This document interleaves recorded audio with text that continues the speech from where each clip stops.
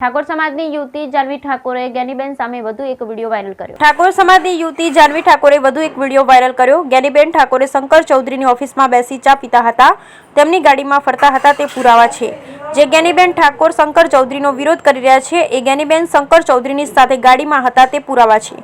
વાવ, બાબર અને સુઈગામમાં કરેલા વિકાસના તમે કાર્યો જણાવો। બનાસ ડેરીને બદનામ કરવાનું બંધ કરો। જ્ઞાનીબેન, તમે બનાસ ડેરીને બદનામ નથી કરતા, પરંતુ પશુપાલકોને બદનામ કરો છો। બ્યુરો રિપોર્ટ, બરઠક, ડીસા, બનાસકાંઠા। હું છું જાનવી ઠાકોર। જ્ઞાનીબેન, તમે તમારા ચૂંટણી પ્રચાર દરમિયાન બનાસ ડેરી અને શંકર ચૌધરીનો વિરોધ કરી પ્રચાર કરી અને ચૂંટણી લડી રહ્યા છો, તો લોકસભાની ચૂંટણી અને બનાસ ડેરીથી શું લેવા દેવા છે એ અમને સમજાતું નથી। તમે અમને એ સમજાવો કે તમે જ્યારે સાંસદ પદે આવશો તો બનાસ ડેરીની અંદર કેટલા ફેરફારો કરવાનો હક હોય છે, કારણ કે હું જાણું છું ત્યાં સુધી તો સાંસદ પદ અને બનાસ ડેરીની કાંઈ લેવા દેવા નથી।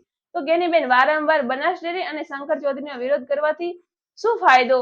તમે જ્યારે વિધાનસભાની ચૂંટણી લડતા હતા ત્યારે તમે શંકર ચૌધરીનો વિરોધ કરી અને એમ કહેતા હતા કે આ હડકાયા કૂતરાને અહીંથી કાઢો। ત્યારે ઠાકોર સમાજ સાથે અન્ય સમાજના લોકોએ પણ તમારો સાથ આપી અને તમને ધારાસભ્ય બનાવ્યા હતા।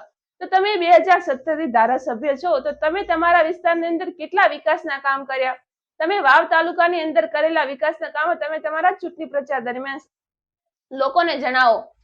તમે વાવ તાલુકાની અંદર, બાબર તાલુકાની અંદર અને સુઈગામ તાલુકાની અંદર કરેલા વિકાસના કામો જિલ્લાના લોકોને સમજાવો, જેનાથી જિલ્લાના લોકોને વિશ્વાસ આવે કે તમે જ્યારે સાંસદ પદે આવશો તો બનાસકાંઠા જિલ્લાની અંદર કેટલા વિકાસના કામ કરશો।